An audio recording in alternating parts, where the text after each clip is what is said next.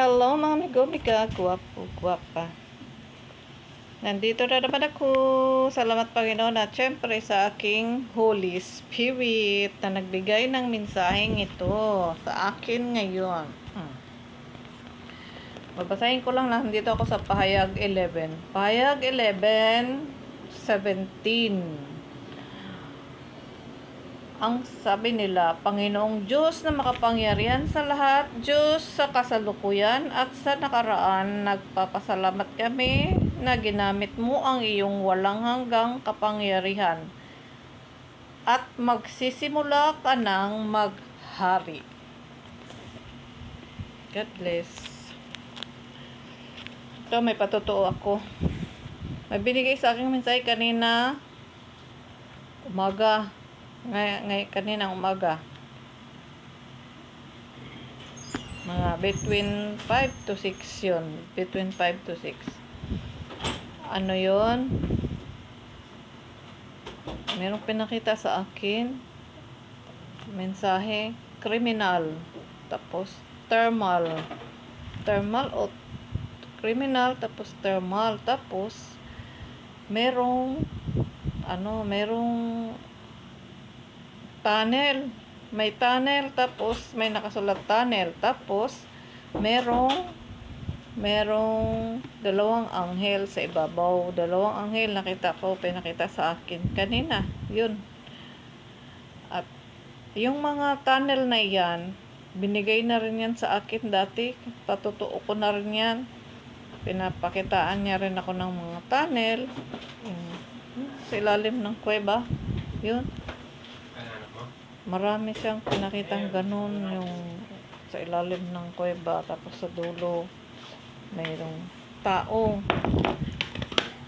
Doon yun pinakita sa akin dati yun. Sinalaysay ko na yan, pinapatotoo ko na rin yan. Maraming beses na yan pinakita. Meron pang kuweba o tunnel, o nag-react tuloy siya, kuweba o tunnel, yung doon sa loob may mesa pa, mga gamit ng magician. Pinakita rin niya sa akin yan dati. Kaya nga pala dito tumuntong yung ko, Holy Spirit, dito sa Panginoon Diyos. Dito siya kumikislap ngayon. Doon sa binasa ko ngayon, doon siya kumikislap. Yun, nag-react naman siya. Tapos yung mga tunnel, tsaka yung sa Batikan, may pinakita rin siya sa akin dati, ganun, yung bilog. Tapos hindi naman ako nakarating sa Batikan, nakikita ko lang yun, pero pinakita talaga yun sa akin, yung bilog na yun.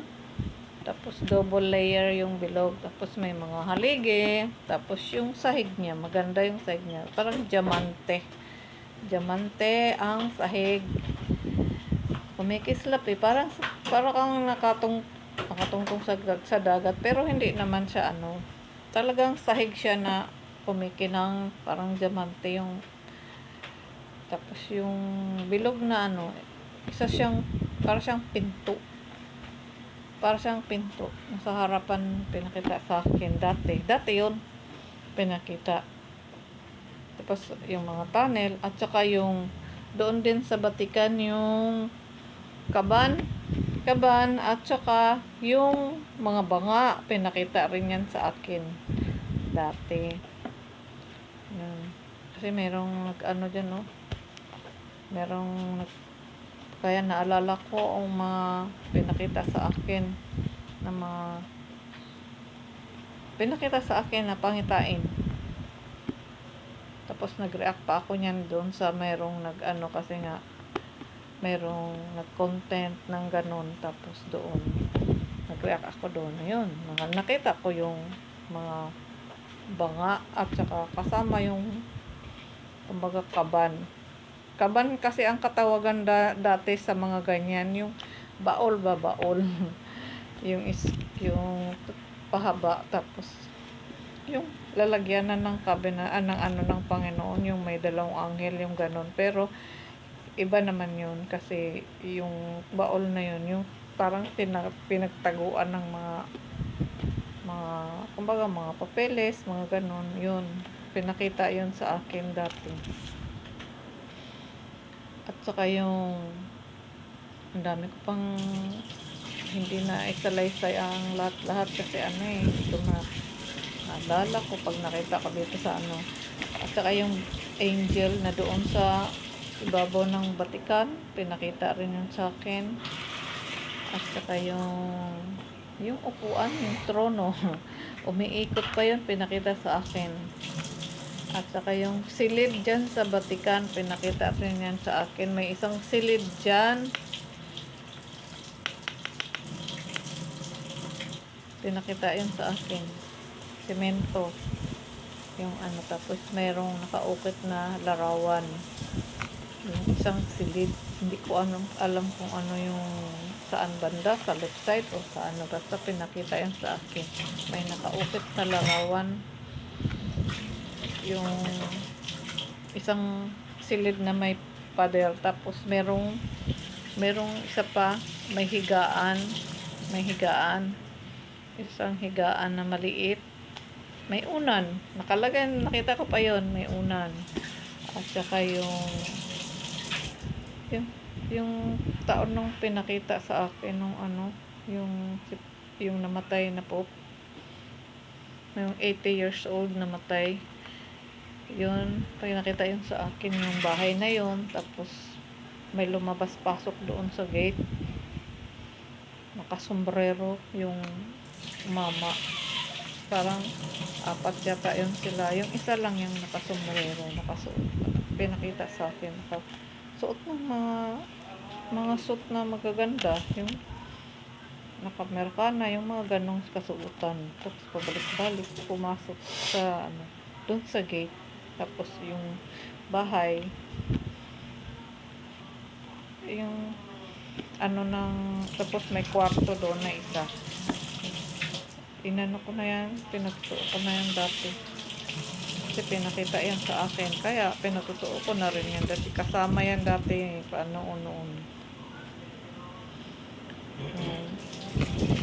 Marami pang mga marami pa eh. Basta yung kuweba, yung nagkataon, yung kuweba, yung tunnel.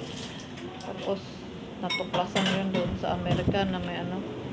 Doon nagtatago ang mga kriminal sa kuweba. Yun.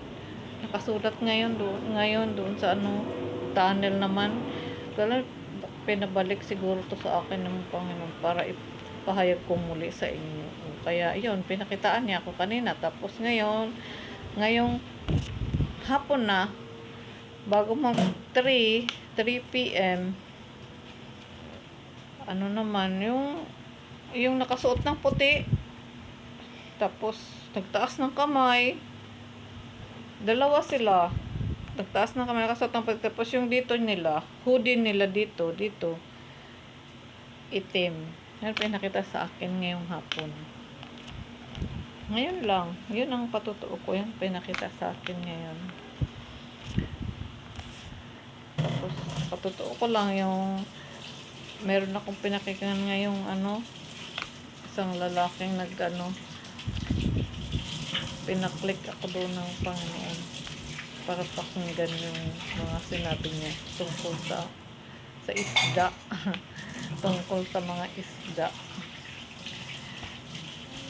Ang inano niya doon sa isda, yung 153 na isda, hindi naman mabibilang kung ang Panginoon magbibigay sa atin ng mga mga biyaya, hindi natin mabibilang sa dami kung gaano, sobra-sobra pa nga binibigay niya sa atin ng mga biyaya.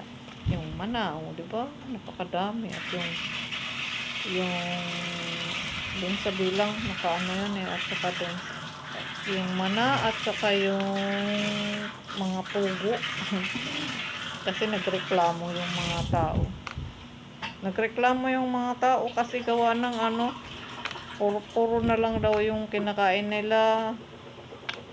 Nagrereklamo, nagalit tuloy ang Panginoon doon. Hindi man, wala man daw mga karne, puro lang mga ganun ang kinakain nila. Nakasulat naman yan. Nagalit ang Panginoon. Kaya unlimited ang biyaya ng Panginoon sa atin. Hindi yung bilang na bilang niya. Hindi. sobra-sobra nga. Kung ilan kayong nandoon, sobra-sobra yung binibigay niya sa ating biyaya. Hindi, hindi yung bilang na bilang, hindi. Sobra-sobra nga, di ba? Kahit insakto mo sa tingin, insakto yun sa paningin natin, pero kayang-kayang gawa ng Panginoon ng paraan. Di ba? Ganon. Ang kapangyarihan ng Panginoon, pinapakita niya talaga yung kung gaano siya dakila at makapangyarihan. Tandaan natin. At ngayon naman, pinaulit niya sa akin yung nasa Santiago. Baka hindi nga lumabas. Hindi ninyo na pakinggan. Yun. Pinapaulit niya talaga sa akin yung mga binigay niya sa aking mensahe.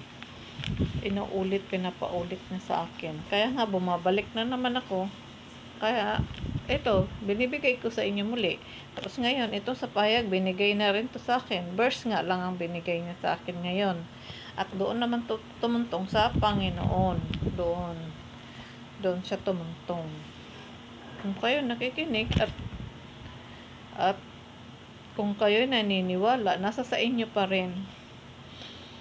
Kasi ito naman, ang lahat ng sinasabi ko ay puro katotohanan. Hindi ako nagbubulaan. Lahat ito ay katotohanan.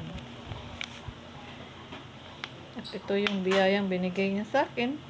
Kakayahang makakita ng ipapakita niya sa akin. Yung kakayahang makapagsalita. Dati kasi hindi talaga ako napaka-mahiyain ko. Ngayon, medyo iba na ang pagkatao ko. Kasi proud na nga ako sa aking sarili. Proud ako sa aking mga ginawa dahil ito naman ay tama. At marami ang matutulungan, makapakinig. Yun ang pinakamahalaga. Hindi mahalaga kung gaano kalaki ang ibibigay sa akin ng mga tao o kung mayroon man o wala. Hindi, ang pinakamahalaga sa akin, maipahayag ang sinasabi ng Panginoon para sa atin. Yun ang pinakamahalaga. Wala man akong magagawa kung tigukin nila ako, kung patigilin nila ako, di ba? Kasi sila naman ang may-ari ng mga yan. Pero tandaan natin, sila nga ang nagmay-ari, pero binigyan sila ng karunungan ng Panginoon para sila makarating sa mga ganyan. Makamit nila yung mga gusto nilang makamit sa tamang pamamaraan. Tandaan natin, sa tamang pamamaraan. Hindi sa maling paraan. Kasi pag ang tamang pamamaraan ang pinapairal mo, may blessing talaga yan sa Panginoon. Yun nga lang, magtiis-tiis ka. Magtiis-tiis ka dahil yan naman ay ang Panginoon nga nagtiis sa atin, di ba? Inaantay niya tayong magbalik loob. Pero hindi naman tayo aware, mga bulag tayo sa tunay na katotohanan nakikita natin. Wala naman siyang inuutos sa atin na gumawa tayo ng pagkakamali. Nababasa lang yan ng iba dahil nga may mga umiiral siguro dati. May umiiral dating mga iba-ibang klaseng nauna sa tao, di ba? Yung mga anghel nakasulat naman 'yon at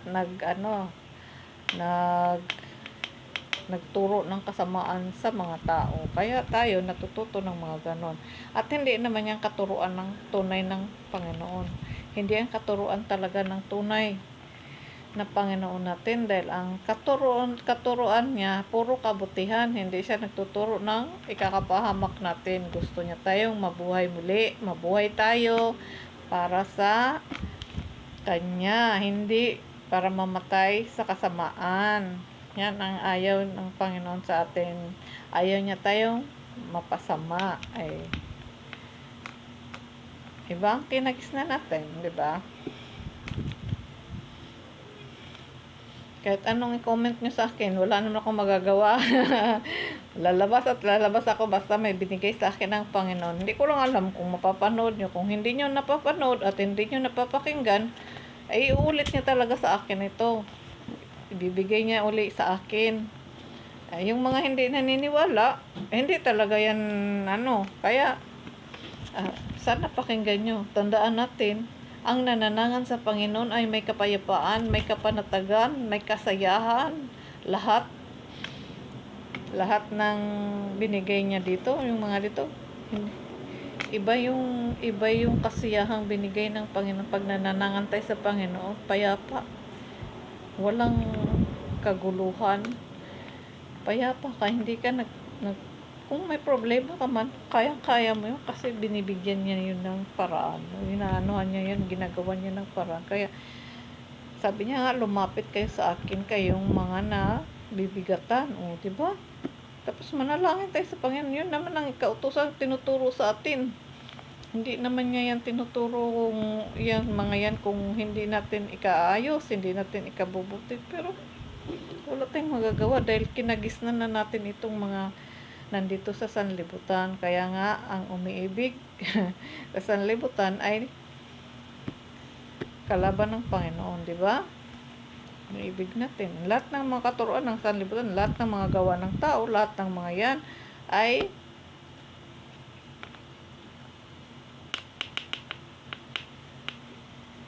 kinagisnan natin yan mula't mula pa. Kung kailan pa tayo pinanganak, di ba sa ating mga ninuno nagmula ang mga yan. Kaya nga sinasalaysay niya yung mga nangyari noon. Kaya nga sa lumang tipan, ako niya dinadala kasi para malaman natin ang tunay na katotohanan.